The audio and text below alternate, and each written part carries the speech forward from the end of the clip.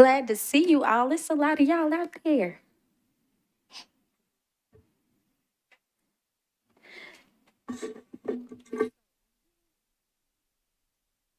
I guess I cut the mic back off. So I do have a welcome, and it's a lot of updates about the incorporation of lived experience into the entire COC. So I'm gonna go through kind of this welcome is gonna be like an end of year type of thing, and all that we all have accomplished in this room. So it's to everybody. And just want to welcome you in for this month's Homeless Planning Council meeting. Again, so very glad to see everybody and have you all here.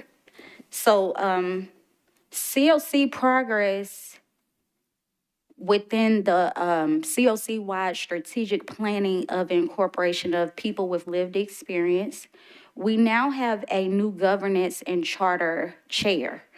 Congratulations and welcome to Ms. April Burns Norris, whom is a dual founding Nashville Davidson County HUD COC CAB veteran, which when I say the word veteran, those are older people with lived experience and they're already chairing and leading in the COC period. And so she's the executive committee member of the Consumer Advisory Board and current policy and advocacy chair. And she also works at the new Strobel House as well. So DEI committee has great updates coming for 2025. Looking forward to reviewing their anti-racism and DEI document published, or to be published from draft form. So we'll be reviewing that coming up in the new year. And we'll also be planning this year's anti-racism conference. Congrats to Kenna Hassler of Park Center and our chair of the Standards of Care Committee on her first meeting this month as well at the phenomenal Edge Hill Library. Then people with lived experience collaborations with partners by end of year 2024, excuse me. And so lived experience is working on deployment into the entire COC. We've been working closely with the Mandala Movement, whose art and STEAM programs will futuristically galvanize homes. They are partnered with the Consumer Advisory Board and the Housing Opportunities Committee and the COC General Membership. My Brother's Keeper Outreach Ministries is a founding provider to the CAB. We have the Barter Shop. They are wanting to beta test with us. They wrote in a whole proposal to us for a community tool that's free of cost to us. National Health Care for the Homeless Council of Nashville, Tennessee. They're doing a tobacco cessation art program with us, the Consumer Advisory Board. The Shelter app wants to collaborate with us to address the housing crisis and update their system with the input of lived experience. Bridges to Freedom movement, they are about recidivism and incarceration. So just marrying the COC and homeless community into that work. We have Black Mental Health Village, Black Public Health Alliance, National Alliance to End Homelessness, Office of Homeless Services, Nashville, Davidson County, Tennessee Resident and Consumer Advisory Board. So as far as community engagement, we have engaged residents in decision-making processes and the creation of crisis response systems to ensure their voices are heard and their needs are met across Davidson County. The end of 2024 annual memorial is coming up, and we have in our packet that flyer for that. So the Consumer Advisory Board and myself was called to do the kickoff for that and be a part of that at Riverfront. So all of my CAB people, you all are especially welcome to come and join us and everyone else as well. We'd love to have everyone there. And that is going to be December the 14th from 9 to 10 a.m. It's at Riverfront Park, First Avenue and Broadway. And this is based on by the Tara Cole Memorial Bench. I would beseech of you to look that up and what that story is about. And so Let me see, and this also includes reading all the names, sharing of poetry, unique remembrances, music, and remarks about the precious lives lost while houseless in 2024. Community involvement, the event will also be live streamed. For those who cannot attend in person, attendees will have the opportunity to place flowers in the river to honor the deceased. The significance of this memorial is a crucial moment to remember and honor those who have passed away while experiencing homelessness, highlighting the ongoing challenges and need for continued efforts to address the housing crisis. In closing, during October's welcome, I just recently stated, November, I apologize, not October. I just recently stated how I would love for the list to be abolished versus our Nashville houseless humans. All that we are doing in the work towards that will end homelessness sooner than later. Over the past 4 months, so much has been accomplished, and we have had a unified listening session, passed the HUD, NOFO, and SNOFO funding, did HPC orientation both in one day. We've had the Old Tent City debacle. Outdoor homeless strategy is being updated and prayerfully implemented today. Integration of people with lived experience into all of the CLC. Our very first cohort of lived experience will be professionally developed. There are 14 of us. Like I mentioned before, 4 veteran and executive committee members and 10 inaugural CAB members that will be disseminated into committees CLC-wide. So thank you all so very much for all that you do and to serve our county. I'm literally looking forward to 2025, and I hope you all are too. So that is our welcome into the room. I'm gonna go ahead and get our attendance done. And then please make sure you turn on your mic when you are answering present and/or if you have a conflict as well. So myself, I am here present, no conflict. Pastor Stephen Handy Present conflict. and Deirdre Nicole. Let me see, and Liz Mallard, Present, no conflict. Alex Smith, Present, no conflict. Jamie Villegas, Present, no conflict. Dr. Exagria Inslee, Indian Punjagar, Drew Freeman. It might take a little while for your mics to come on. Diana Allen Robb, Present, no conflict. thank you. Michelle Southard, Present, no conflict. Andrea Hancock, Meredith McLeod Whalen. It's McLeod Jolin, present, no conflict. I'm gonna have to work with you on You're that. good. You're good. Anybody's name that I mispronounce, I do apologize. Okay, and David Langle Martin. Present. I work for a funded agency. I didn't see you come in. So right there, Councilman Jordan Huffman, Present, no conflict. thank you. Councilwoman Courtney Johnson, Present, no conflict. thank you. And John Rutherford, is that Councilman? That's correct. Present, Councilman, present, no conflict. thank you. Apologies. There. Mr. Rico X, Present, no conflict. thank you. Adam Hassan, I didn't see. Ashley Horton, Lizzie Goddard, Present, no conflict. Laura Ward, Angie Lawless, Present, no conflict. Jaha Martin. Present, no conflict. Okay, and our non-voting advisors are Director April Calvin, which I saw her, And I also saw Miss Susie Tomey of MDHA as well.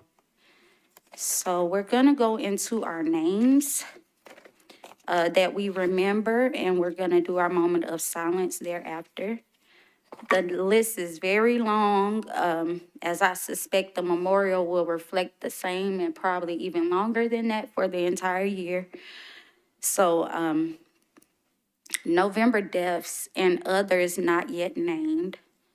I have Tavarius McDowell, Jeffrey Ping, Isaac Owens Jr., Christopher Eric Minchie, Gary Johnson, James Williams, Timothy Wayne Moore, Dwayne Carr, Douglas J. White, Justin Matthew Stevens, Charles Kinley Jones, Christopher Owen, Laura Uyghur Bauer, Stacy Kennedy, Sharon Foster, Lisa Kenner, Rose Good, Crystal Miller, Angela Holt, Patricia Walton, Angela Patton, Monica Nolan, Jamisha Jackson, Beverly Gleason, Beth Bacon, Edward Overton,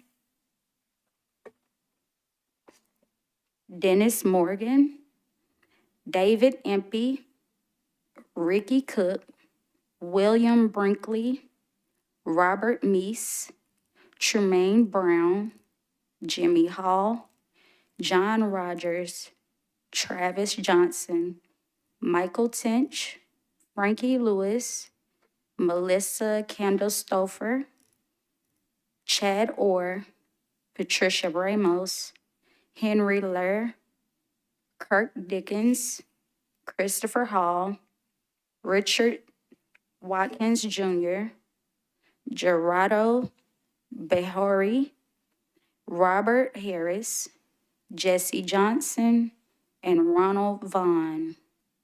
If we could please extend a moment of silence for these people lost in November.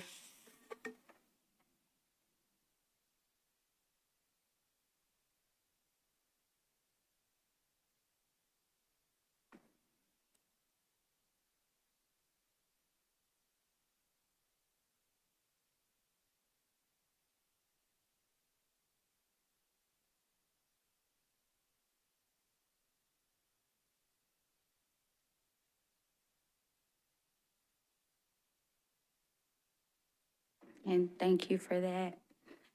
If we could please review our November 2024 minutes to see if there are any corrections needed.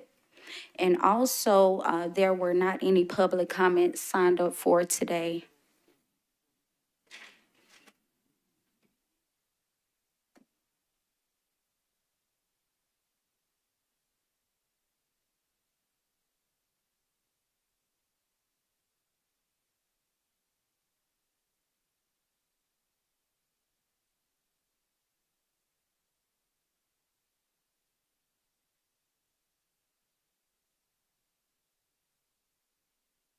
I don't have any updates to the meeting minutes. If there are none, we'll go ahead and move to the next item, which is updates. And we're going to call upon Director April Calvin to do the Office of Homeless Services Director's report. Thank you.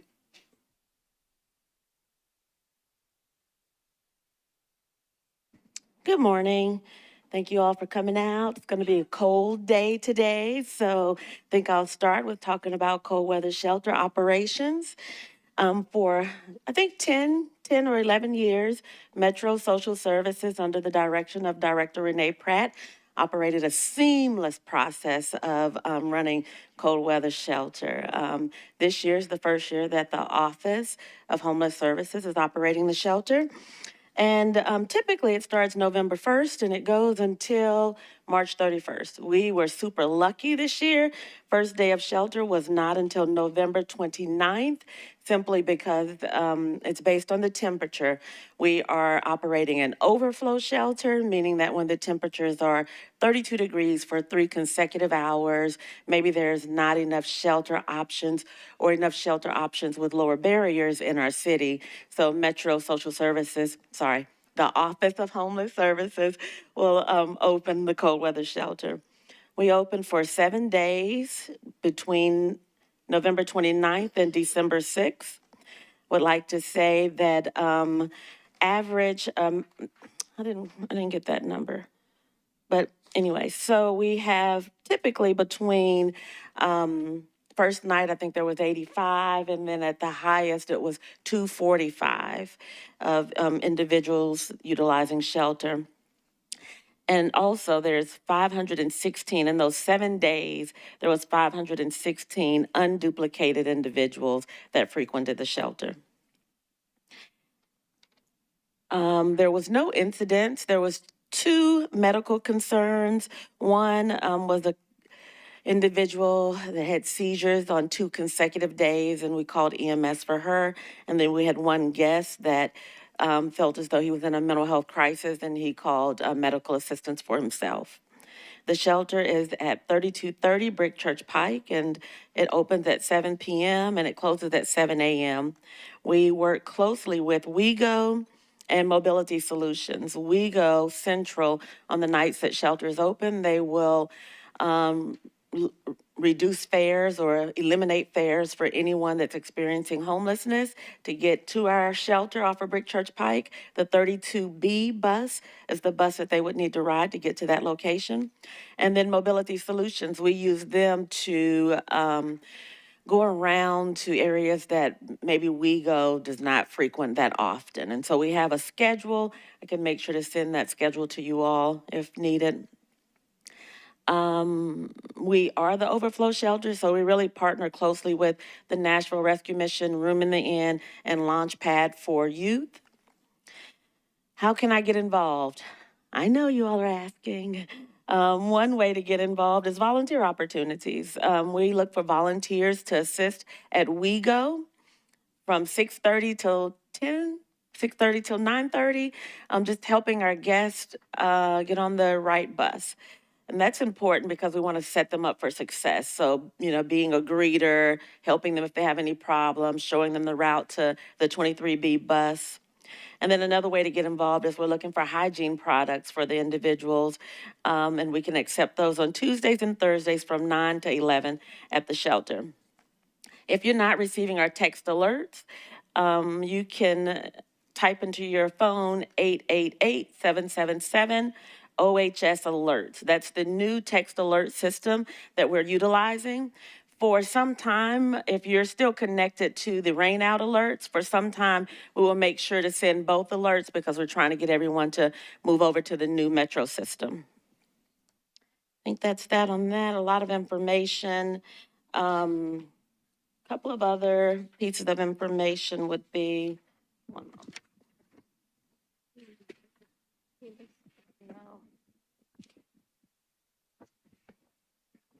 To Derek. So, one moment. I think I gave Derek.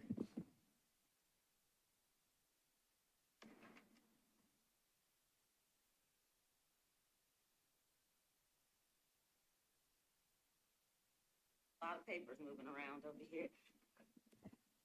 All righty. I had another report I wanted to share with you all, but I think that it ended up on someone else's desk or table. Here, maybe here. Oh, here we go. Thank you. So in your package, you'll also see our newsletter. It's got a lot of great information. I think we were wanting to really highlight things that happened throughout this month. Also want to highlight People Loving Nashville under Ryan Lampa's leadership. He sent coffee and snacks to the staff that was operating shelter by Uber Eats. So they were really excited to receive that. Next couple of things I want to discuss would include some things we're going to talk about a little later on, so I won't bring up encampment strategy. There's been a couple of questions about Strobel House. I want everyone to know that Strobel House is about 90% full almost, and that's a huge accomplishment within 3 months. Housing nearly 90 individuals, and this was housing some of the most vulnerable individuals. So we utilized HUD-TA and had a very strategic process in how we were scaling up, also utilizing our coordinated entry system and not creating a separate interest list, and so that may have been confusing for several in the community. And the other package I want to go over is the ARPA report. I know it's in here. I moved my stack several times. Here we go. So you'll see the ARPA report in your package. And the very last page is the page that I like to monitor. Second to the last page, which you'll see that there's still about $12 million that has not been utilized. It has been allocated to individual organizations, but just someone was asking the other day, have we depleted all of those ARPA funds? So there's agencies that are still providing supportive services, such as Mending Hearts and Step Up, and their contract goes till mid-2026.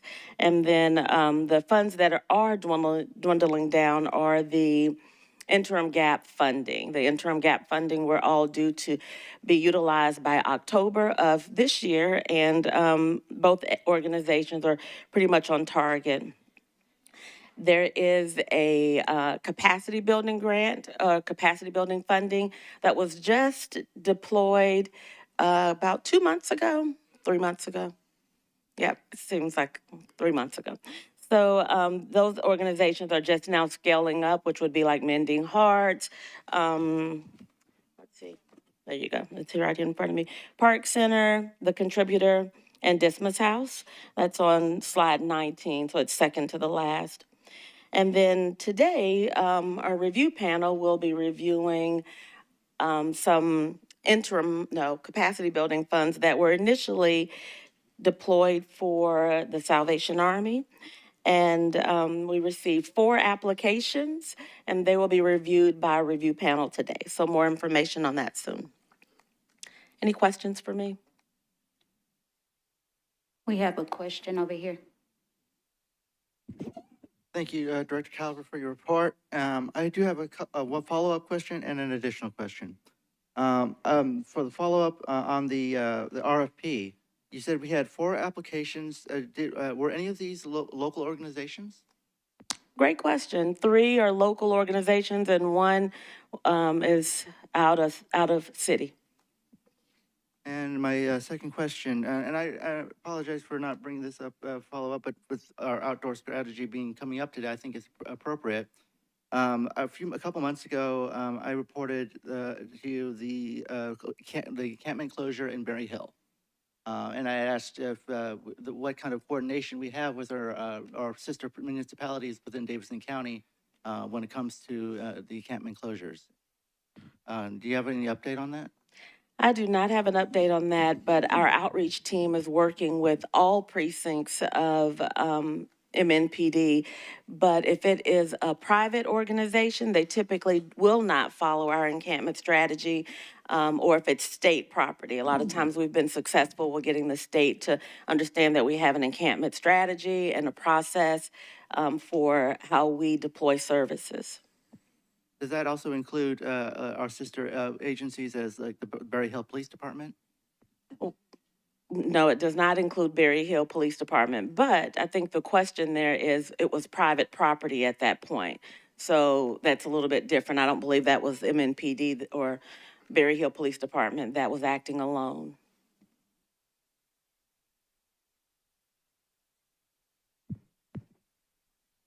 Good morning. Just a quick question for you, Director Calvin, regarding the task force that's looking into the COVID pods. How's that going? What's the latest update? Thank you for that. So there is a group that meets every week. It's going great. It's, all the way from our office to the health department to codes, NDOT, the mayor's office.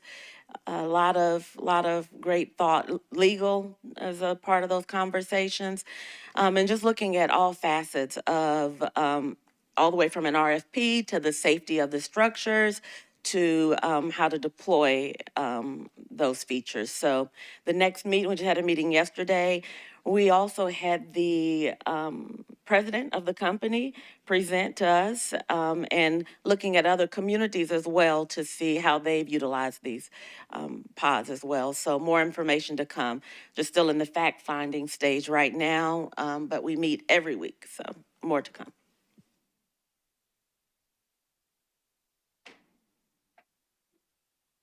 Okay, if there aren't any other questions or concerns, we'll move along. I do know I did get a, email from someone that wants to donate, items to the cold weather shelter, that you were speaking about, like the hygienics and everything, so we'll get that coordinated. And, we'll move along to collaborative applicant report by Allison. Can't wait, please.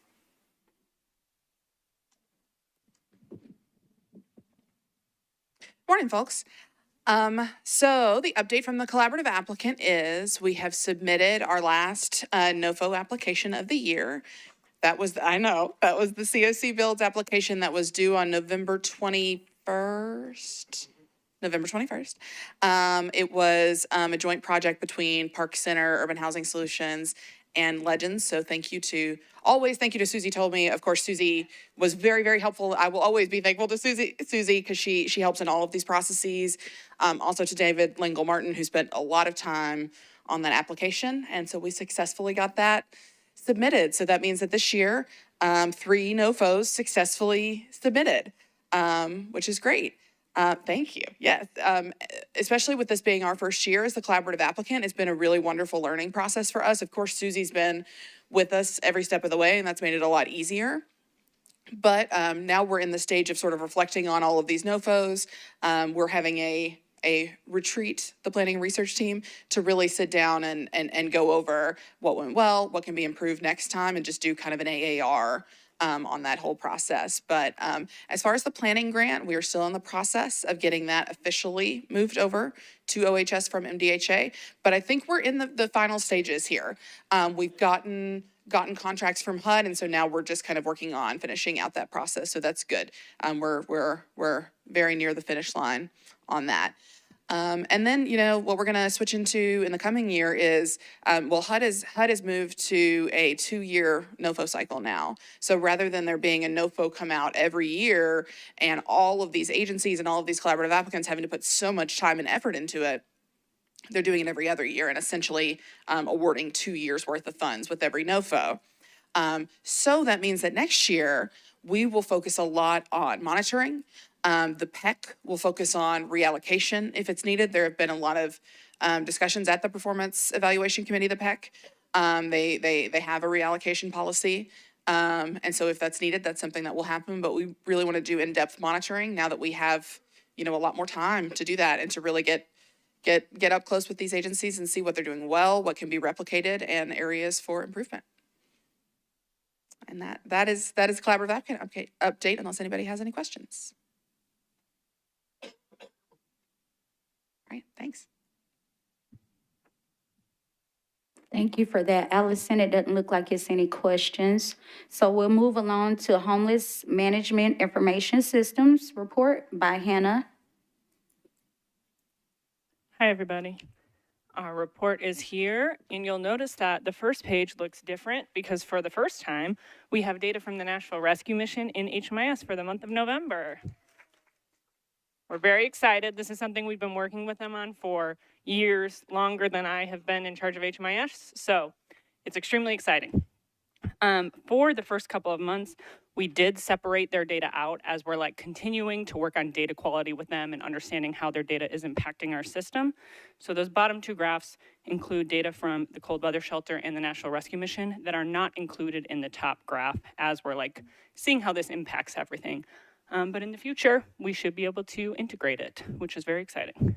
So in the top part, we had 3,082 people who experienced homelessness in Nashville in November 2024.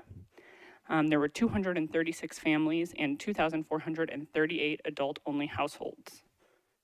Below, we also had 161 unique people served by Metro Cold Weather Shelter, which also is in HMIS for the first time this year, in the month of November, and 1,294 unique people served by the Nashville Rescue Mission, with data now in HMIS in the month of November.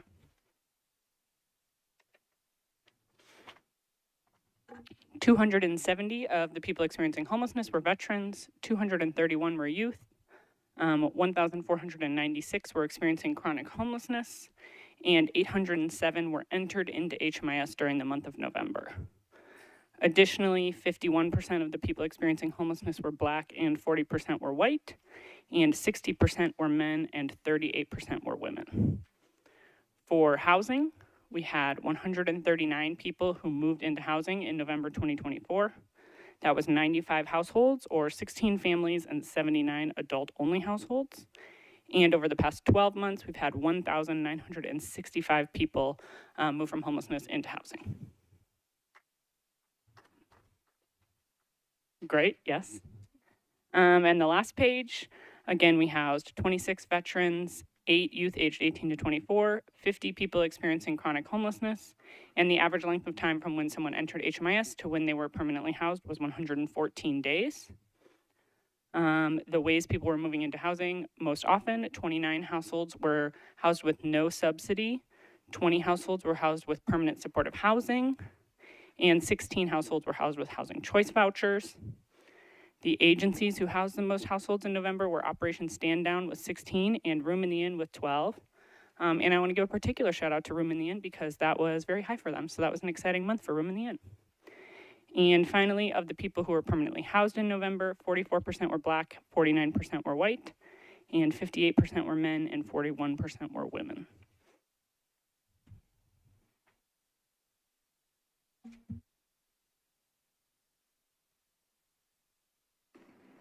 Okay, we have a question.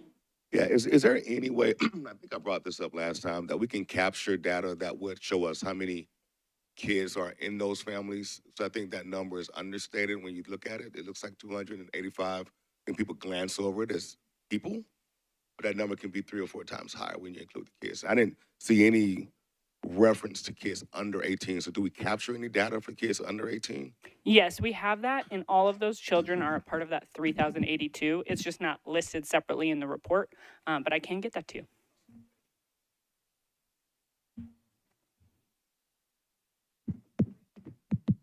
And it's mostly just for my own learning, but the data point on the first page where it talks about kind of that aggregated data, that 10,500 unique people experienced homelessness in Nashville over the past 12 months. This is probably a data point that is commonly run and shared. Is this data point used in any other way? Like, so I guess whenever you're looking to see what the magnitude of homelessness is in Nashville, it usually will populate that point in time data. And this figure seems more impactful. And so I'm just wondering if it's used other places or if I'm making it this all up. That's certainly something newer that we've been reporting on, and we've been really increasing coverage in HMIS, so it sort of keeps increasing as we collect more data. So we use it sort of internally, I would say, but not always externally yet, as we're getting more confident with what it's reflecting. Whereas the point in time count, kind of everyone knows what it is and what it means, so it's often still used. But this is, yes, probably a more realistic number over a 12-month period.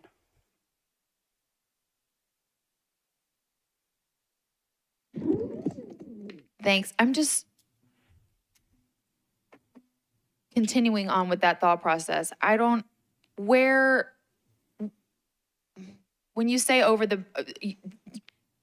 10,000 people over the past 12 months, but at any given point, we're looking at in the 3,000s.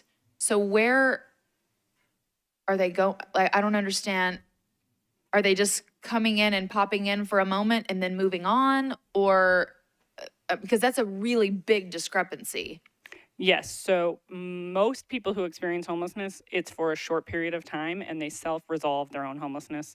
You know, they have some kind of financial crisis, lose a job, maybe they go stay at the Mission for a month, then they get an apartment. And so a lot of those people, what we know in HMIS is not even where they went. They came, they were in the system for a few weeks, and then no one heard from them again. So they sort of disappeared from the system, and we're not 100% sure what happened, but we know that that's what's happening a lot. Versus like long-term homelessness.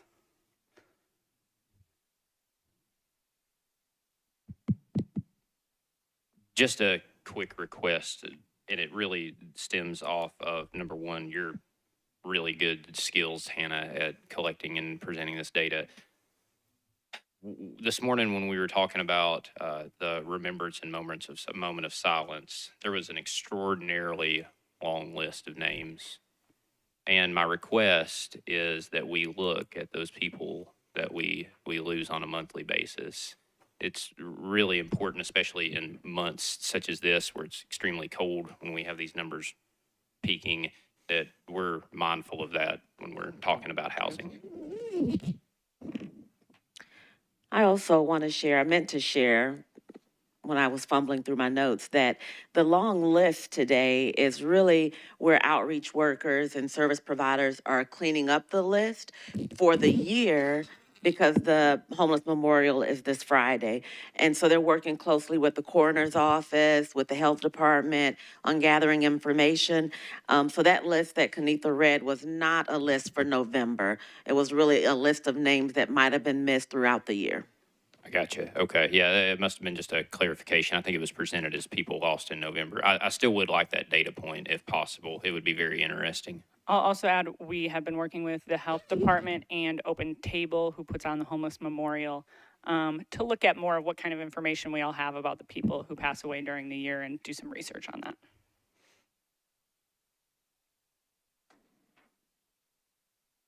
We have one more question over here.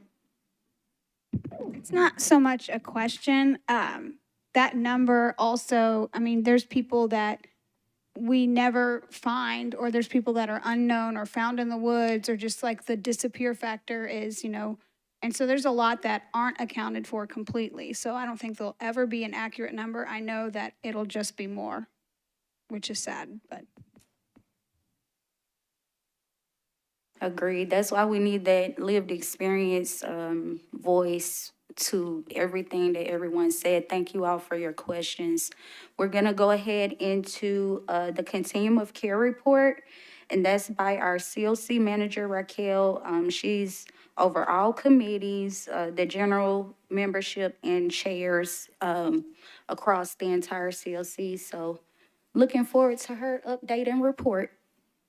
Thank you, Kenitha. And to clarify, so I staff these committees. I'm at all of the meetings, but I stand as a neutral person in the room and make sure that they have their minutes recorded. Y'all have a report with updates from each committee, so I won't go into every single committee's updates. I will also mention that we did have a general membership in November.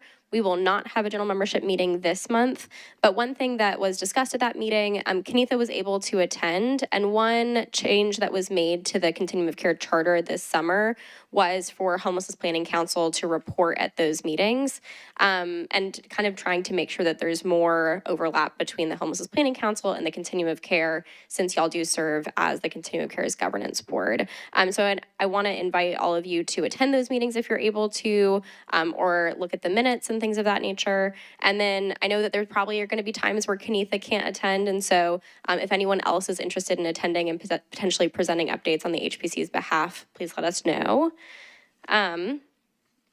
So a couple different updates. I will mention the Nominating and Membership Committee met last Friday. I do believe Derek's going to talk a little bit about some new legislation that came and passed through council recently, that is in the last section of your packet. It was the one document that didn't staple, so it's 3 separate pages. But they did talk decently about that. Just one, thinking about, it did make some changes in terms of how the Homelessness Planning Council functions, and a little bit in terms of specifically the roles of the Metro Council members serving on the Homelessness Planning Council. So I'll wait for Derek to talk about that. But the Nominating and Membership Committee did have a robust discussion in terms of, one, what does the election process look like next year to hope some frustration within the community and have kind of a shared understanding of what backgrounds and expertise is really needed on this homelessness planning council. And there has been an ongoing discussion in the community about potentially downsizing the council. That's still just at the discussion stage. I think one goal is in the beginning of the new year to bring that conversation to the homelessness planning council and bring that conversation to the chairs, because the general membership and the nominating committee have been brainstorming in terms of what could that look like. What would be an ideal size? What would it look like to downsize, and how to do it in a way that feels just to the community and to the members serving. I will mention, as Kenitha mentioned, we do finally have a chair for the Governance Charter Committee. Our former chair did have to step down, and so April Burns-Norris, who's been a great lived experience leader, has stepped up into that role. So we're hoping to have that committee meet again in the near future. So if you have suggestions about changes to the charter, or you're noticing things that don't quite make sense, feel free to send them my way. I am collecting a list of suggestions that have come up in the community so we can present that to them at their first meeting. Let's see, Housing Opportunities Committee is meeting next week, and they are working to brainstorm a list of housing strategies. So if you have unique strategies for getting folks housed, especially folks experiencing homelessness, that you would like that committee to look at, feel free to send it to me or to Jamie, or I can make sure to get it to the committee. The Data and HMIS Oversight Committee did meet, and they took in the feedback that was shared at last month's meeting regarding the HMIS Policies and Procedures Manual. They're still going back and forth with Metro Legal about it, so it's not a voting agenda item for today, but you might want to expect it to be on the agenda in January. It looks like they're leaning into not only potential changes to the actual document, but making sure that we're changing end user agreements and other participating agency agreements so that they're noting some of their responsibilities. So more to come on that in the next month. And then the main other thing that I wanted to share with you, you do have this sheet that has 2 QR codes on each side that are relevant for 2 of our committees. One, our Equity and Diversity Committee is currently surveying the community about racial equity trainings. And so there is a training, or there's a survey that I think is due next Tuesday. So if y'all would like to complete the survey, you have about a week. But it asks questions in terms of like what topics are important to the community, who in the community needs to be trained the most, and what that might look like. And I think they're also exploring workshops and consultants and other types of needs to make sure that especially our continuum of care funded agencies have what they need to thrive when it comes to racial equity, but also that as a broader community, we're more understanding about those types of issues and needs. And then on the other side, we're going to talk about the point in time count methodology a little bit later, but the committee is actively looking for volunteers. So if you or anyone you know would like to volunteer for the point in time count, we need probably about 50 more volunteers. And so it's a good opportunity. We really encourage folks with outreach and homeless service experience to volunteer, but each team can take 1 or 2 people who are newer to the experience, because we do want to be training people up to be leaders for the next year of the count. And so those are the main updates that I have, and obviously Shelter, Weather Outreach, and Prevention will be sharing their update shortly.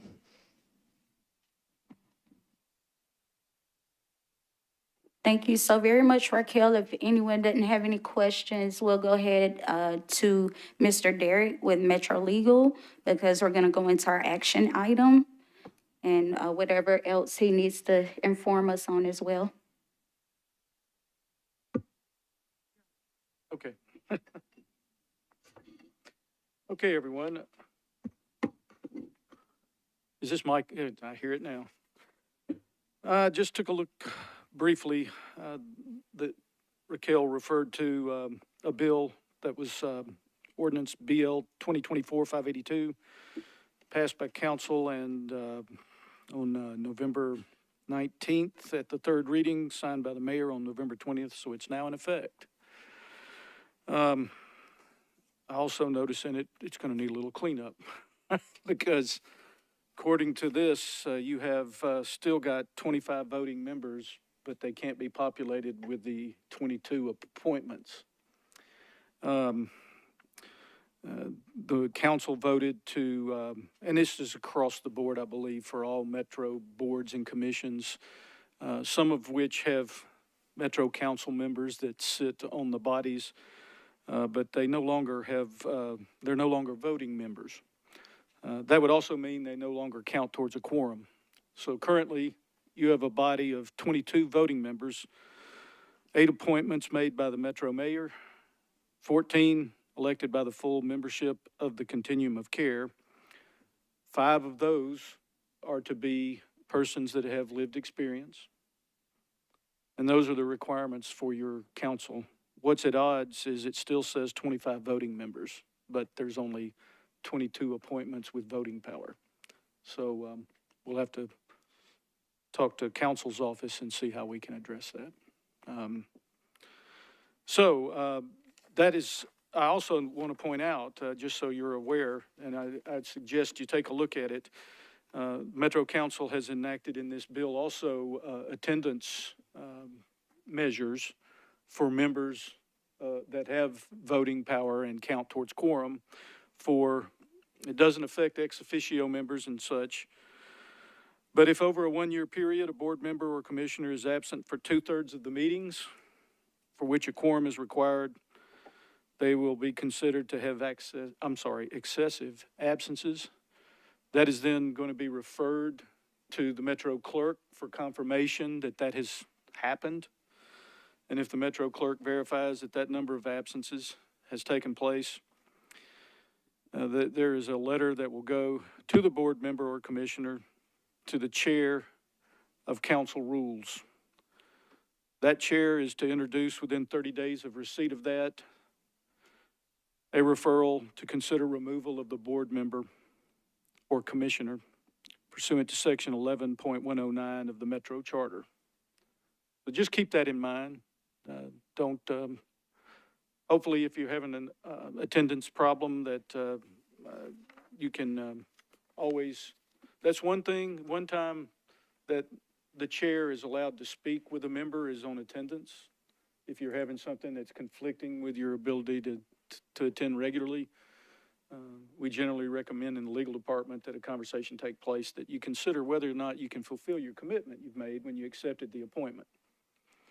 And if you can, fine. If not, you should maybe consider before these extreme measures take place that you might need to ask to step down and have someone else appointed in your place. It's not what anyone desires, but just making you aware of those requirements. And if you have any questions about them, I'll be glad to answer those. We might want to distribute this by an email from staff to the members, just so you're informed on that new ordinance. I do have a question, and I see Jamie as well. I'm just curious how this goes into the downsizing of the HPC. If it's supposed to be 25 members, I'm confused on that. It just appears that they removed the voting capacity of the council members, but didn't address that there's only 22 other appointed positions that would still have voting power. So I don't think it's an intentional effort at reduction, but I also wasn't in the room when this was generated, so I can't tell you as to the purpose. But just looking at it and glancing through it, it may have been oversight that they didn't go back and backfill those 3 voting positions with appointment powers to either the mayor or to the continuum of care membership. And the conversation around downsizing, the administration is allowing us time for COC to continue to vet this process, HPC, chair, and then we would submit a recommendation to them on what that should look like. Do you know what the rationale was for removing the voting powers of the Metro Council members? I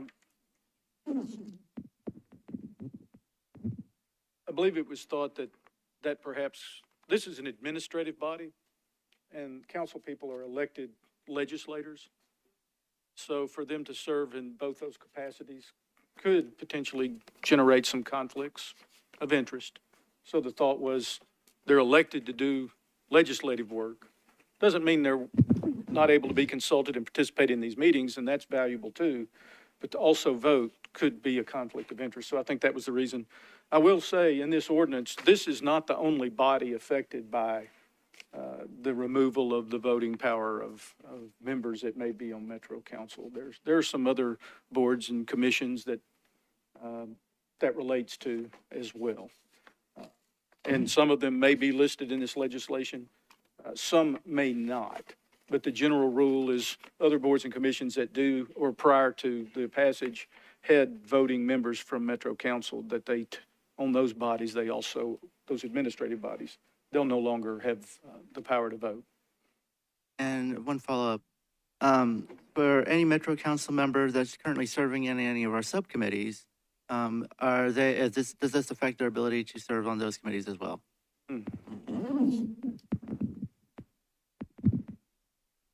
Since that's not actually adopting official action and bringing recommendations, I'll have to check on that, but it might be a little bit different analysis. But I'll get back to you on that. Yes, sir. A quick question as to whether or not there's an impact on the council members who serve on the body's ability to make nominations when it's time to elect officers. I'll add that to the list too.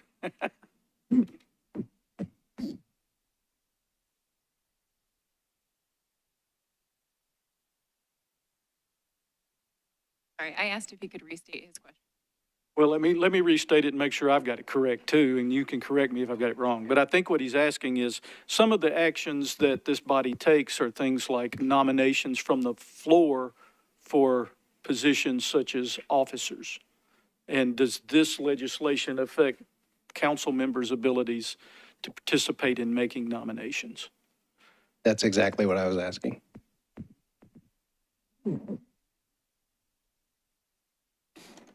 Which if we don't have any more questions about that particular item, we'll go ahead into the action item revisions to the outdoor homeless strategy. I'm going to ask if Mr. Ryan Lampa can come up as well, but I didn't know if Mr. Derrick had anything to add prior to. No, Okay. That was my summary. Thank you.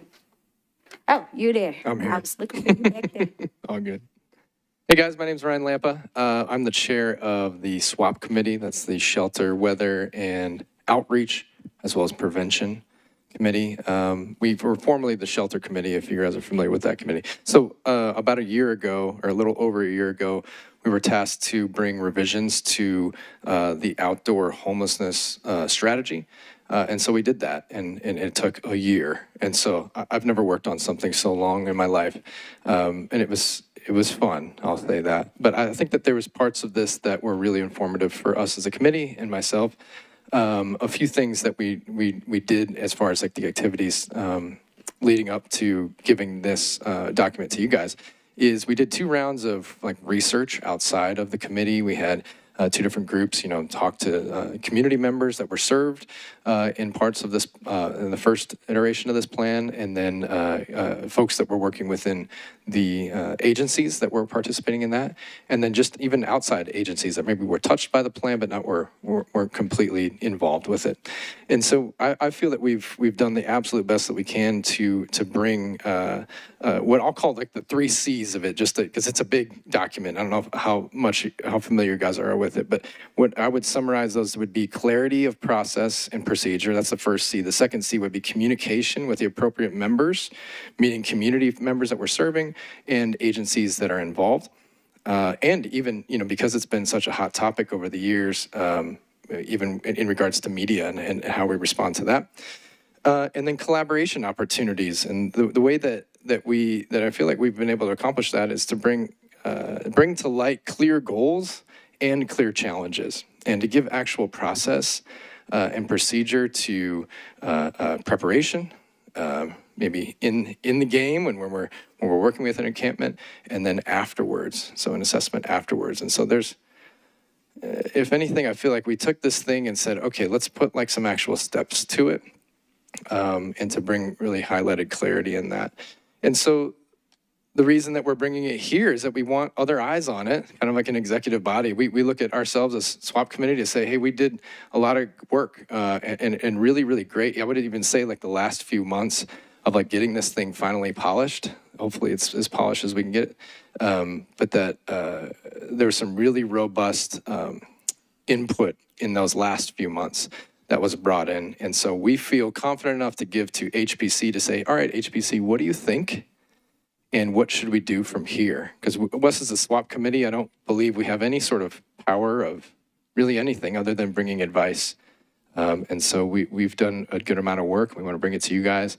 And I'm here to answer any questions and then even to see what you guys would like to do from this point. And just so you understand, there was a previous plan that was drafted in 2020. From my personal perspective, we drafted that plan without having any experience in doing a plan like this. I was on that committee that did that, and we did the absolute best. It was kind of like, okay, we'll see how this works. Now we've had time, experience, now we can go, all right, here's some things that we can kind of shore up and tighten up, if that makes any sense. So again, my hopes is to give to you guys, what do you all think? What should we do from here? And I'm here for questions.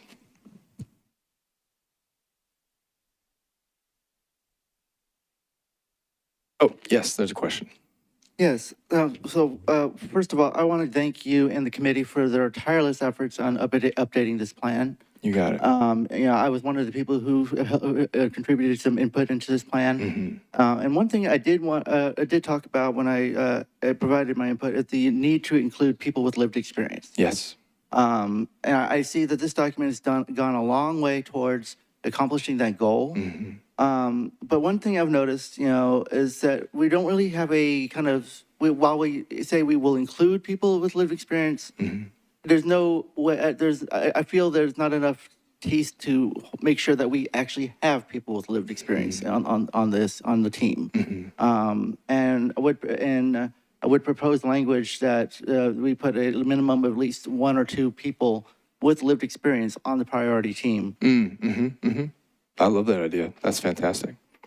So we're going to hold up on the questions because I do need a motion on the floor for us to move into questions and discussions. Move that we propose or passage of the outdoor homelessness strategy.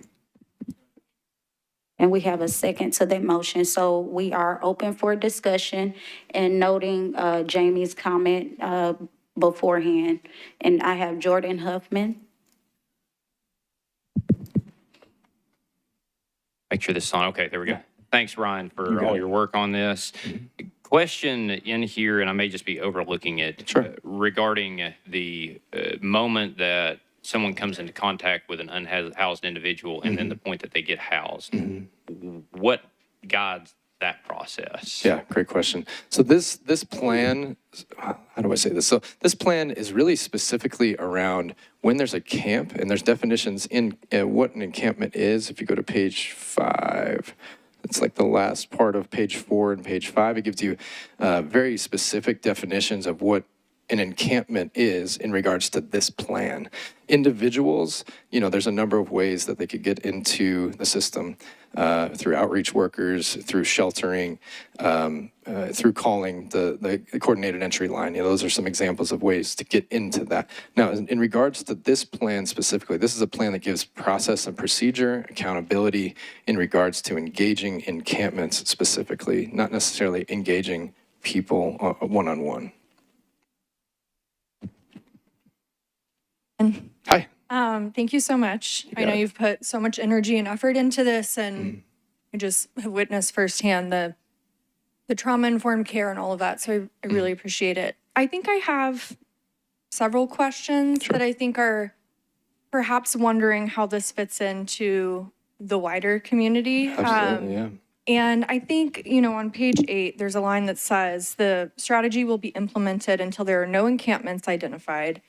Once the strategy gets to this stage, the resources allocated will continue to be requested to strengthen the allocation for the by name list. So I think my question is, how are these, from the way I read it, is that we're making individual by name lists for encampments that we've prioritized. How is that integrated into the community-wide by name list? And is there transparency around, are we prioritizing resources for folks that are identified on these kind of sub by name lists? Yes. And how does that layer in with other vulnerable folks? And at what point as a community do we get to say, yes, we're prioritizing folks in encampments over folks on the broader by name list? And how does the prioritization of the encampment fold into our wider coordinated entry prioritization? Love it. I love your question. It highlights probably one of my biggest concerns in regards to this plan. This plan, to me, has been given like, it's like the popular kid in the cafeteria. And I'm like, oh my gosh, this is only part of the greater strategic plan. You know, I think clarity around the strategic plan is needed within our COC, to be honest with you. This particular plan speaks to a part of it.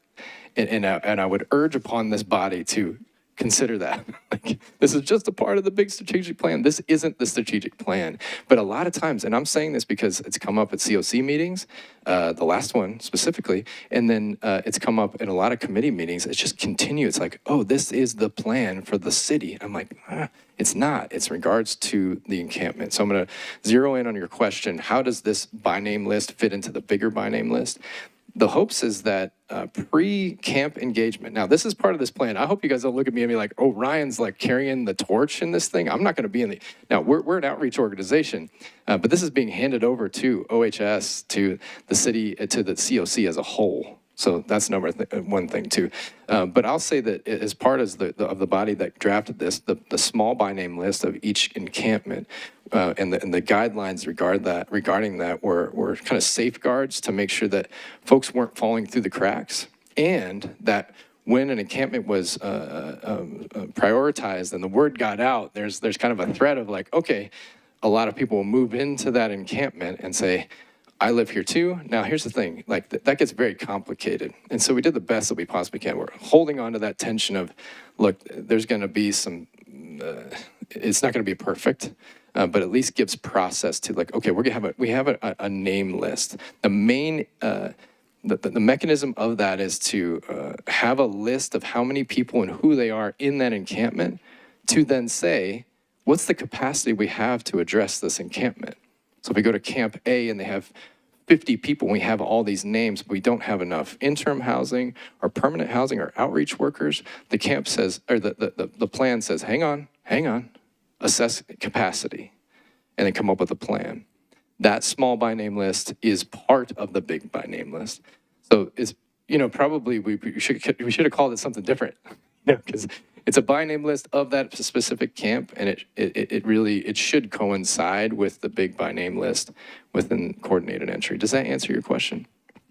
It definitely helps clarify, and I think maybe the spirit of my question is for folks on that small, whatever we want to call it, that identification list, right, of that encampment is, are they then earmarked for resources if we did, I know we're moving away from the VI SPDAT, but say that they were not assessed at the very top of that list, but by being on this small encampment by name list, does that mean that they are earmarked for resources if it was someone who is perhaps not living in that encampment? Yes. So if I'm interpreting your question right, what I would say that the spirit of this plan says that there is we're embracing that there's a by name list that has, vulnerability scales, the highest vulnerability at the top, lowest vulnerability at the bottom.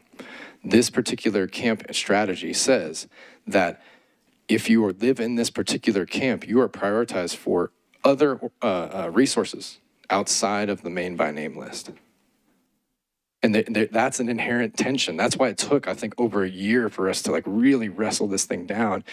Again, I will say that I personally believe in, our organization believes in kind of like a both and approach of like, yes, because there's certain encampments that have an inherent vulnerability within itself that I've witnessed within our work, and that needs to be considered. Now, should that be considered over somebody that's got a very high vulnerability score? I think that we need to have options for both, hence coming back to my urgency to this body to consider. This is part of the plan, but also have a plan for those that are just on the normal by name list. Ryan, and I guess my request, and this may be more to the city or to OHS, is it would be fantastic to see how does this integrate into the wider by name list prioritization, at which point, if there's a matrix, right, or does this go here or here, How can we see that in those wider strategic plans? And then also to a separate request perhaps for the data committee is when I look at the data from this, it's a lot of folks enrolled in that initial interim housing, but being able to see what's the recidivism? Are folks popping back up a year later? How long are they in interim housing? We have a little bit of data, but I'd really love to understand the narrative a bit more. So thanks for all of those great questions. The continuum of care CE process is always in effect. Even the people that are actually living in encampments, sometimes they're on that list. A lot of times what we realized when we first started this encampment process was they were not on the list. They were not even in HMIS.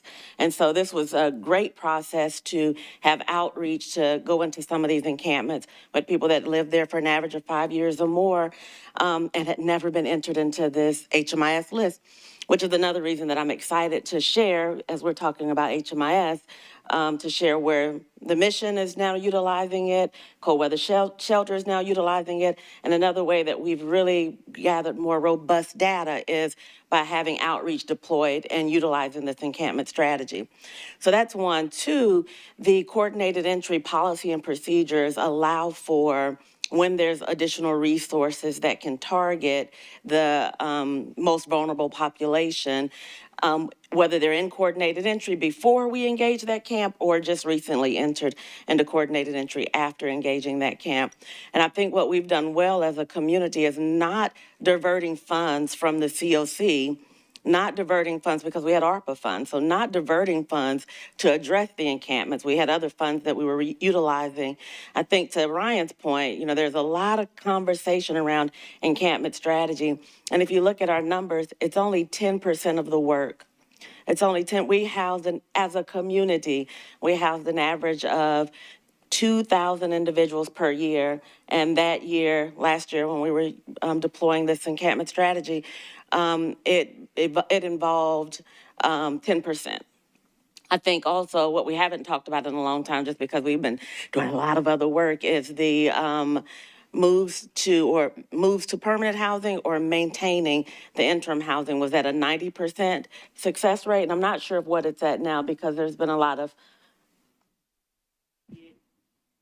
88% now. 88%. There's been a lot of movement. And our overall community recidivism rate is always extremely pretty low. Hannah, this is a skit, right? 14% recidivism normally, and this we're looking at 12% right now. So 14 to 12%, and that's over a 2-year mark, correct? So our recidivism rate is extremely low. As we move into entering more data in the system, we expect a lot of our numbers to change. So we're at a really pivotal point right now where, not knowing what the Nashville Rescue Mission numbers may show, not knowing what utilizing the cold weather shelter system may show. So there's going to be some fluctuation, but it's not based on this encampment strategy. Any other questions for me? I know we had Miss Meredith first and then Mr. Rico X, and I see you as well. I have been a part of all of the things Ryan is talking about, so I wanted to add a little bit of clarification. One, this is not every encampment, so this is only the encampments on public property. Public property and private if they agree to it, April. So it's not even every encampment. I just want to make that clear.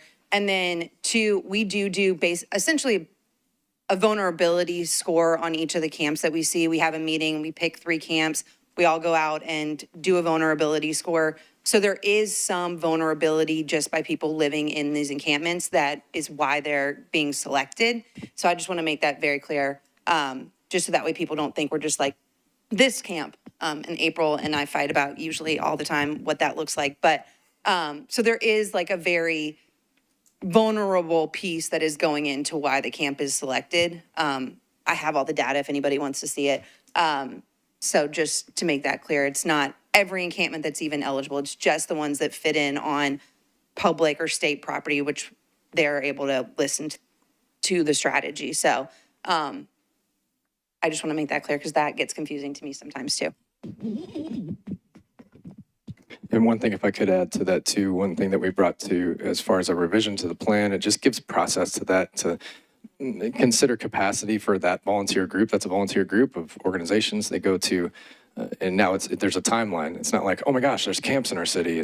No, we go out every quarter and we assess, and then there's a process, there's data involved, and it's very clean and clear, efficient. Just a quick suggestion. First and foremost, thank you all, you and your team, for putting this very thorough strategy together. One thing I just wanted to maybe ask or suggest is when it comes to the actual site assessment protocol and the tool that is used to establish vulnerability, perhaps maybe including that as an appendix to this document may be helpful. Oh, the actual tool? Yes.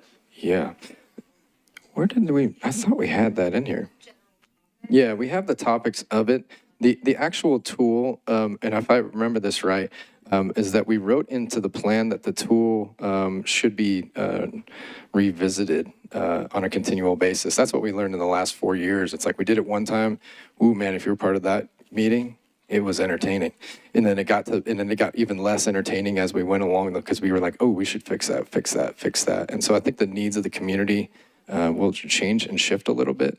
And even the nature of the camps would shift a little bit. I don't want to get too far off of that, but I totally hear what you're saying. I think that the actual tool, it didn't, there was one version of it that we had the link, like here's the link to the tool.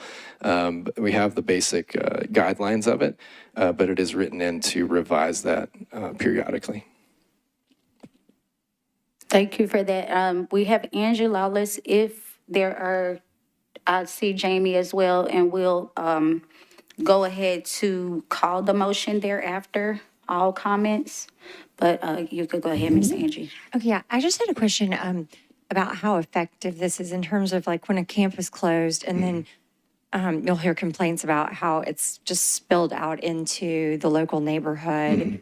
And so I'm just trying to figure out how effective this is and where those complaints come from. Is it a great number, or is it just a little bit of complaining? I'm not sure. Sure. I think that my response to that would be, how do you define effective? What does effective mean? You know? I think I'd throw that back to you. Sure. No, I would love, I mean, I could tell you what I think it is, being involved with this thing, but, what problem are we trying to solve? And then I do think, I don't know firsthand the effects that it has on the immediate neighborhood. I'd imagine that, and there's a few council members here that probably can speak directly to that. I mean, Jordan for sure, Courtney, you can talk to that too. But like, there's probably firsthand, that I would think that each neighborhood in nature might have specific things to go, we should consider this, we should consider that. And that's why in this plan, there's like a pre-plan, a during, and then an after. Come in and say, hey, this is how my neighborhood is affected by that. We should consider that for another neighborhood. Because really the plan, the goal is permanent housing for those experiencing homelessness in a camp. Permanent housing. That's when we go success. Cheers, we did it. So if we have X amount of number of people out of that encampment that are in permanent housing, now there are, there's going to be spillover into neighborhoods. There's going to be tension within those neighborhoods, even within that process. I don't know if we can tackle that within this plan. No. I wasn't talking about from the neighborhood perspective. I'm talking about from the effectiveness to the homelessness people in the encampment. Yeah, that's great. How effective are we at getting them? Getting to housing, yes. That's great. I think that needs to have, and again, there's mechanism within the plan to say there's high accountability. It's very clear. We're in the first iteration of the plan, not so clear, but it needs to be brought to the front. This is the plan, permanent housing. Because really, the first plan was really geared towards, and I mean, there's people in this room that contributed to this. That was like Liz specifically was like, hang on a second. I was like, oh my gosh, we're saying this is a goal, but we're actually aiming this way. We're aiming towards interim housing. We're not aiming towards permanent housing. Now that's all the goal. We're like, oh, that's what we do. But do we bet on this plan to supply the energy to get to that destination? And we visited that. And so I hear what you're saying now, and I think that we need to have really great data to support that real time. Because I think we're getting better over time, but having that be like, oh, is it permanent housing? Is it permanent housing? Is it permanent housing? Is it permanent housing 90 days, 1 year in permanent housing? What's the actual goal? So thank you for bringing that. I would actually depend on this council to say, we bring the goal.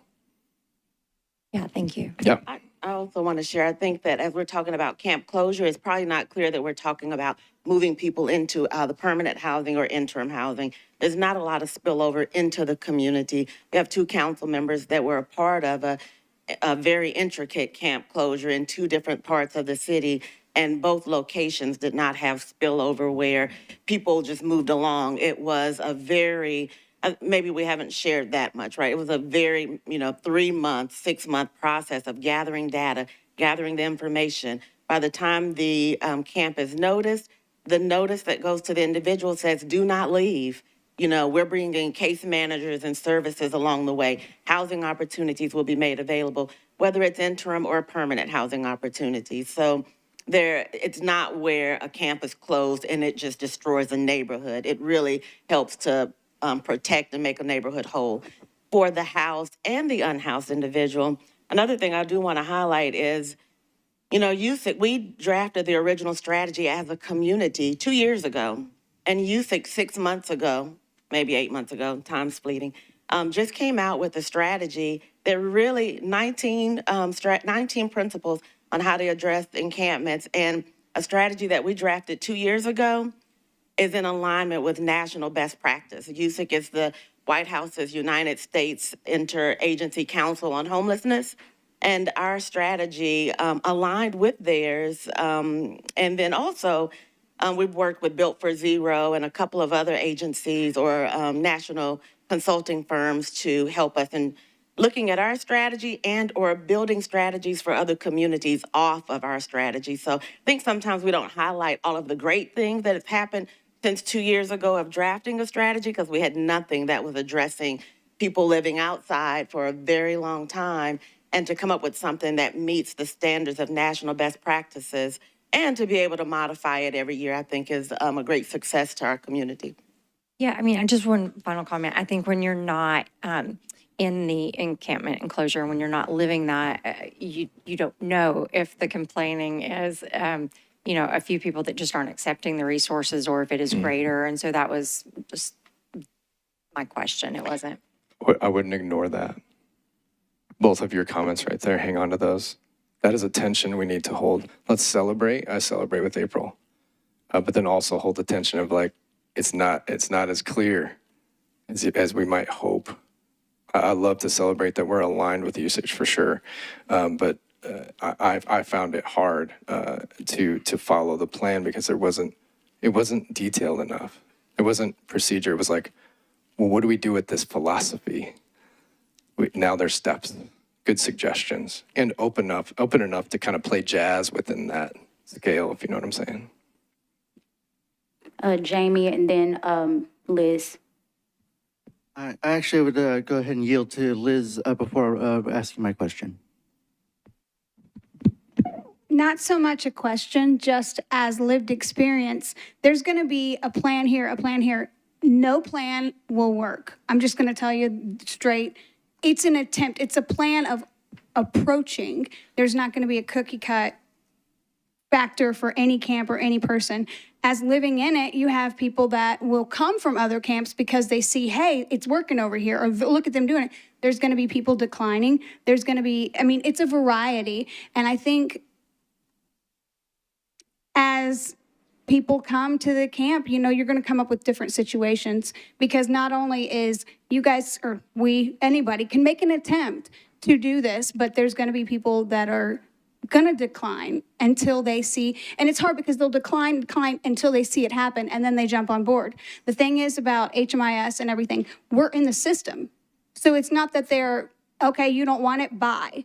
We're constantly keeping, an eye or track of the person as much as we can.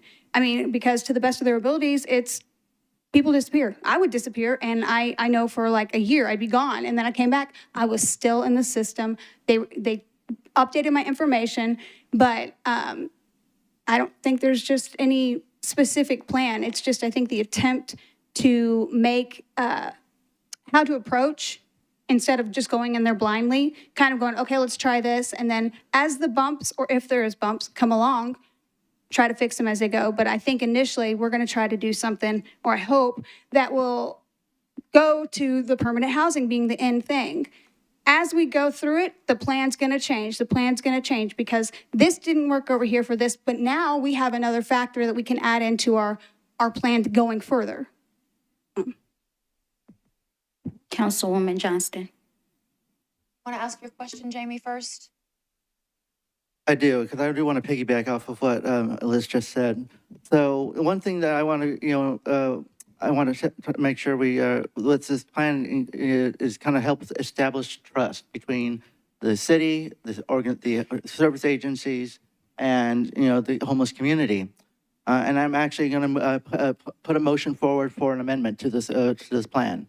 On page 5, under prioritization team, I would move that it would read, the prioritization team is made up of at least 10 individuals and may include representatives of the OHS, COC SWAT committee, street outreach organizations, healthcare providers, and at least 2 members with lived experience. The COC SWAT committee chair, the HPC chair, and the OHS will work together to identify individuals to invite to join the prioritization team.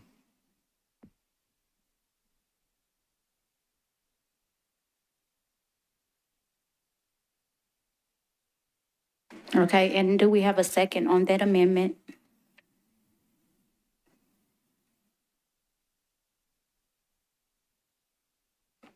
I don't know if it's inappropriate for me to comment about that. Is it okay? I love the idea of 10 on that. I've been on that committee or group or whatever you want to call that for 4 years now. Getting 5 to align schedules to be able to do that is hard. It's very hard. So I would consider, I love the idea of bringing a lived experience onto that team, but just consider if I were to grab all of you all and say, I need all 5 of you to align your schedules in 1 week to engage 3 encampments at these specific times and report, and then come to 2 meetings outside of that. It's really hard. And it's like, ooh, getting 10, I propose just in all humility, I don't know if you're gonna get any prioritization out of 10 people. You won't be able to get a quorum. Councilwoman Johnston. So I first just want to address the amendment. I think that this strategy is going to be evolving as we go through time. And I think there's been a lot of good work that has been done now. My suggestion would be, Jamie, hold on to that amendment and let's see how this current strategy works, and seeing quorum and seeing participation and seeing all that. And then 6 months from now or a year from now, or however I don't know if we have a certain time schedule that we look at this for review and amendments. But I would say, I think it's good to put that out there, that that's how you're thinking, so that we can remember that as we're going through this process, but to move forward as designed right now with this particular one, and just to hold on to that amendment. Is that agreeable to you, Jamie? Would actually propose to alter my amendment, considering the comments, to read as such. The prioritization team is made up of at least 6 individuals and may include representatives from OHS, the COC SWAT committee, street outreach organizations, healthcare providers, and at least 1 person with lived experience. The COC SWAP committee chair, the HPC chair, and the OHS will work together to identify individuals to invite to join the prioritization team. I'll second the amendment. I think Derek with Metro Legal is going to explain something to us. I have a quick recommendation. She called for a second on the first motion to amend, and there was never a second. So, and there's been some discussion which shouldn't take place until there's a second. It should, the chair. Can you address that motion failed because it didn't receive a second? I am addressing that motion failed. All right. Okay, so now can you move your new amendment to 6? So, Madam Chair, I do propose an amendment. I move that we change the language on page 5 under prioritization team to read, The prioritization team is made up of at least 6 individuals and may include representatives from OHS, the COC SWAP Committee, street outreach organizations, healthcare providers, and at least one person with lived experience. The COC SWAP Committee Chair, the HPC Chair, and the OHS will work together to identify individuals to invite to join the prioritization team. Seconded. We do have a second in Jaha. You can go ahead. So I have a question. Mm-hmm. And I guess my question is, because when I'm looking at the prioritization team, it says may include, and it has all of the persons that are listed. If you go, which includes someone with lived expertise. We go to the 6, you'll never get, there's an even amount, it'll be hard for the vote. I guess for clarity on my end, what would be the difference, because it's already listed that that's included in here? And then it would also give you, when you need to have a tie, typically committees don't want an even number because then who's the tiebreaker? So I guess for me, that's a discussion that I'm not sure is the best use of our time here. And so I just wanted to put that out there because I do know it has a second and we would go for the vote. It's nothing different than what it is saying. Okay, and I know we had it seconded, but I do agree with what Jaha is saying, that the language is already there. And it seems like this is a working document that, like we said, in the interim and as it goes along, that it can come back and be amended and reviewed thereafter. I'm not sure as far as Metro Legal goes, what else I need to say or do thereafter, to be honest, but And I'll go back to my previous statement of this is a living document and we can see how this works. I agree. I don't know if it's the rules of procedure, whatever, but I'm gonna, Derek's right. Right, we're leaning into Derek. Yeah, it slipped by me due to the recent ordinance probably removes council members' abilities to second motions if you're not going to be able to vote. Ooh, so mine didn't count anyway. Okay. Probably did not. And Raquel That's brought that brand to my new. attention because I was Okay. focused on some of the other things, but there is a motion on the floor. Before further discussion, legal recommends that there be a second from a voting member, if any. You can ask for the second, Madam Chair. I can ask for the second, but I don't gather that we're getting a second at this point. And I do in the sake of time, want to move forward because we still have new business to address. So if we can go toward the motion, calling the motion, I know we still have thoughts on this process. Oh, the motion for amendment failed. A recommendation, Ryan, is there clarity on when this is amended, how often, who's current? I see don't the believe we list have of a who's timeline on on it. prioritization team, Yeah. but maybe adding in some language of how long is their term, who, so that if we can roll someone on with lived experience, because I believe there is not someone in the current 5. Is that correct? Correct, there's not, yeah. Yeah, I mean, we could put term limits on there and you know, expectations of that, increased expectations on that. That could totally be something we could add to that. You go ahead. I was just going to say to Jamie's point about trust, I think the one thing to think about whenever, you know, if it's not today, but whenever this is being revised is the word may. It's not a 1-to-1 ratio. It's just, it may, and so it's permissive. So it could be 5 members, all of one group. So I think, you know, to the point of trust, that's just something to be thought about. Okay, thank you. And Ms. Jaha, Going to support the chair and call for the question. thank you. And would there be a second as well? You've already had a motion and a second Okay, on the original motion to approve the outdoor homelessness strategy. so I'm going to You'd move be to called- When vote. she said, yeah, calling the question means calling for the vote. Yeah, I do move to vote. All those in favor, if you could please, by show of hands.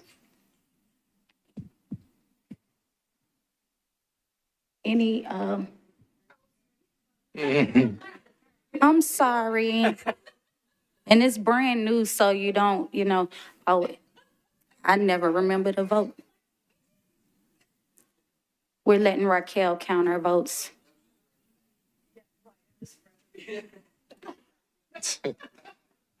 And are there any opposed? We record one opposed, any abstentions? And one abstention. So the motion carries with majority vote. And we are going to move into new business. We're a little bit behind time. I apologize about that, but great discussion. I appreciate you all and your input into the matter.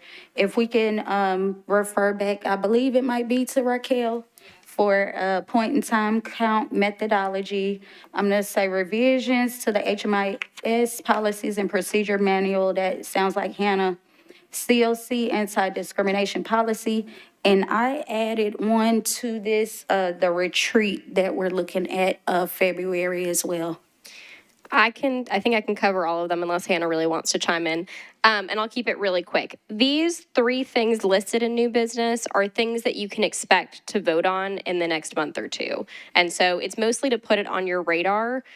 You do have a draft, and it's purely a draft point in time count methodology based on recent meetings of the point in time count subcommittee. They need to, finalize and review it, and so it'll be on the January agenda so that the methodology can be approved before the January point in time count, which is at the end of that month. The revisions to the HMIS policies and procedures manual, I mentioned earlier that those are in review by Metro Legal, that the committee took some feedback from here, leaned really into some of those additional supplemental documents to get agencies and end users to sign off on specific things related to background checks and things of that nature. So there were a handful of changes made, some small ones to the actual manual, and then additional ones to supplemental documents, but those are still under review, so they're not quite ready to be voted on. And the last thing is, about a year ago, the Equity and Diversity Committee worked on a draft anti-discrimination policy. They put it out for public comment. They got a ton of feedback and responses, and then for some reason, I think there was just some stuff lost in translation. It was a busy time of year. It didn't move forward. And so in our process of responding to the consolidated application for our COC funding, we realized that we still do not have a community-wide anti-discrimination policy. A lot of agencies have their own anti-discrimination policy, but there's not like a standard continuum of care that sets minimum expectations and also outlines what it looks like if someone is experiencing discrimination. So they're still working on that draft. I think they're hoping to, if there aren't major changes, they hope to bring it to this body either in January or February. If they do decide that a lot more needs to be changed, they'll put it out for another public comment because currently they already have the public comments from last year and things of that nature. But if they decide that they need to add a whole section, we'll still put it back out to the community. But those are things just to be on your radar in the coming months, and especially for that point in time count methodology. I wanted y'all to be able to look at it. If you have any suggestions or feedback, the point in time count subcommittee will be meeting. They meet on December 20th, but then they start meeting weekly in January. And so there's plenty of time. If you have feedback, you can share it with me. You can share it with Chair Nathan Scarlett, or you can come to the meetings. And then to Kenitha's point, we are hoping to do a retreat in February. So I'll be emailing out to see if it makes sense to do it on the same day of a homelessness planning council meeting, or what we did last time was we had it on a separate day. We held it at the downtown library. So we might do it in a similar space. And I think last time around it was about 4 hours. So as we're working to put together an agenda, it might be around the same time. If there's some key topics, it might end up being a little bit longer. So just have that on your radar, and we'll reach out to figure out what your schedules look like in February. Okay, thank you, Raquel. And if there is no other business, I do want to move into the story of progress by our Homeless Planning Council member and lived experience member, Mr. Alex Smith.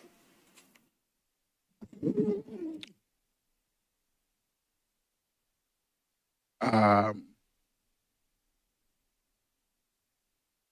was so ready for this before my name got called. Now I'm kind of going blank. All right, cool. Y'all know me. I'm short, sweet, straight to the point. Today is my last day as a HPC member. I am officially retiring. Thank y'all for allowing me to be a part of this for the past 8 years, which is longer than most people even realize. I'm proud of the work that I have done. Happy that I was able to change a lot of citywide things and even kind of affect the government a little bit. I'm proud of the work that I have done to help others and give people like me that are lived experience a voice, have the respect enough where people trust them to be in control. So thanks for everything. If you need me, you know my email, but goodbye.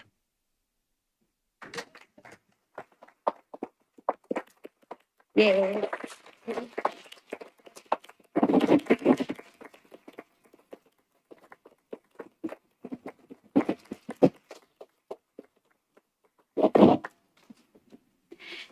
Thank you so very much for that, Alex. We are gonna miss you. Please don't be a stranger. And I feel like the whole YAB came about from your work, so that is huge.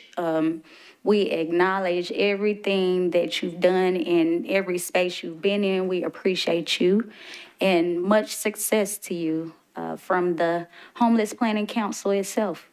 So if there is no other business to attend to, I will move to adjourn this meeting. Or- Thank you, everyone.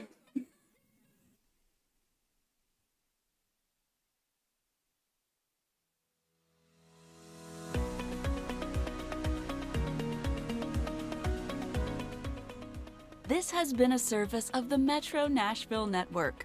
If you would like to see this presentation again, or for more information on this and other programs, visit nashville.gov.